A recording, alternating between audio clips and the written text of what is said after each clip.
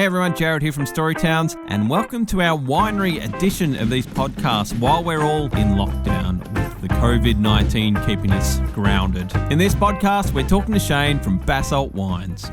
Shane Clancey. Yes, Irish. Clancey's. My family left Ireland in 1837 and arrived here in Belfast, now known as Port Fairy, in 1839. So some say we're not overly adventurous. We've gone a whole 5 mile in nearly 200 years. But you have given birth, I just noticed that here, you've given some birth to some vineyards out there. That was 17 years ago. Yeah. 2003, we planted our first vines, Pinot Noir, Riesling, and a bit of Spanish stuff called Tempranillo, which was a bit of a gamble at the time because no one else has grown Tempranillo even to the day down here in the cold old southwest, but it was a bit of a theme at the time. The Spanish culture of food and dining was taking off in Melbourne, and Tempranillo is very much that sharing platters and tapasy sort of drink you have with that sort of food, and it worked really well for us, and we've just won some accolades and gold medals with it, so I'm wrapped with the choice. Yeah, you've done pretty well. Now let's back up 15 years. How did, or maybe, I don't know, when your first batch, how was your first batch that came out? How'd that go? My first batch was shithouse. I poured it all over the ground. How come? No matter what you're making, whether or not you're baking bread or making wine or anything you're trying to grow, you try to make it as good a quality as you can possibly can. And, I had some pretty high expectations of my product. With vines, they take a few years to mature to get the quality of that fruit right. And, I was happy playing around in the cellar, making the wine, learning the techniques, but at the end of the day, if the base product wasn't up to scratch, you'd be jumping the gun to get it to the marketplace. So, we planted in 2003, but my first commercial release of wine didn't hit the market shelves till 2011. So I was really all about trying to get the quality of that product high before we hit the marketplace. So it took time, but it's certainly paying us back these days. Yeah, because you've won a bunch of awards these days, and you and I were talking before, we were saying since your awards came on, so you started to win some major awards a few years ago, and then it was nice. You mentioned something, but I thought it was nice that it started to become known locally that you're making some pretty bloody good wine here.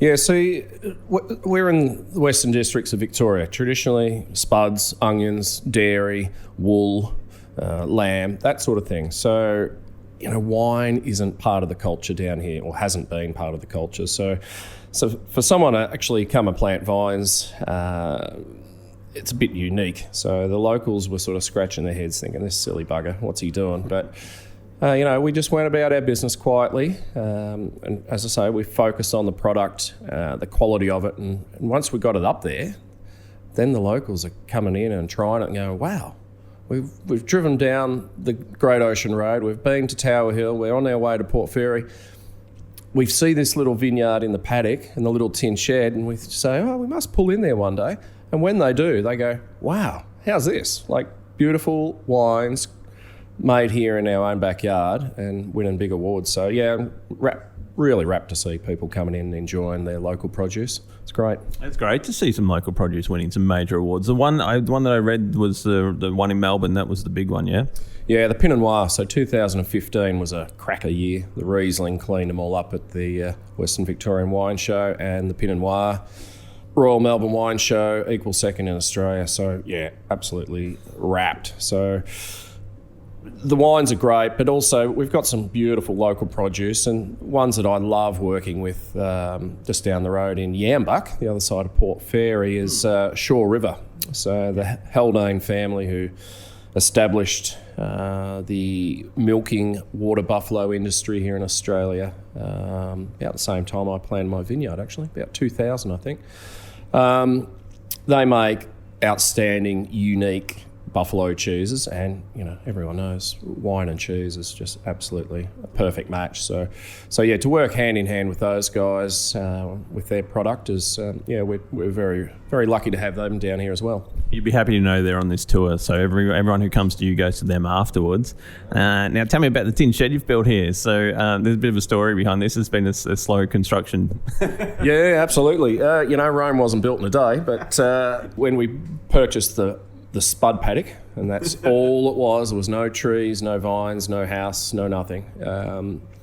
I had a vision. I knew what I wanted to try and create, but 18 years later, we finally got there. But got a beautiful little old 100-year-old cottage, which we renovated after finding it abandoned a couple of 100 k's up the road.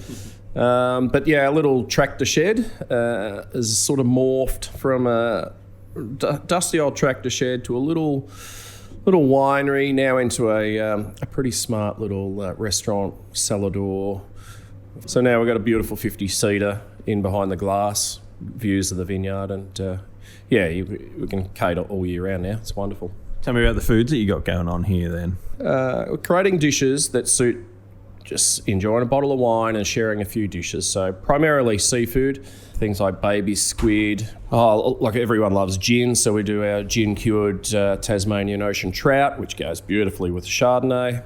But cheese, definitely cheese-focused. Cheese with our Riesling, nice and crisp Riesling with a creamy cheese is wonderful. And then meats, think about some Western District beef cheeks cooked for 14 hours in a sticky Spanish sherry and Tempranillo, and then washing it down with a bottle of Tempranillo and a bit of my homemade bread. What more do you want? And here comes the Shane, the winery dog. Your winery dog's just come over here. So, but thanks for talking to us today. I'm pretty impressed with what you've done. Yeah, great. Thanks for coming in and enjoying a glass of wine with us. See you soon. There you go. There's Shane from Basalt Winery, and don't forget you can find Storytowns on Facebook, Instagram, YouTube, even Spotify. And don't forget to hit the subscribe button. You'll get notifications when new podcasts pop up. Thanks for listening, everyone. I'll talk to you on the next podcast.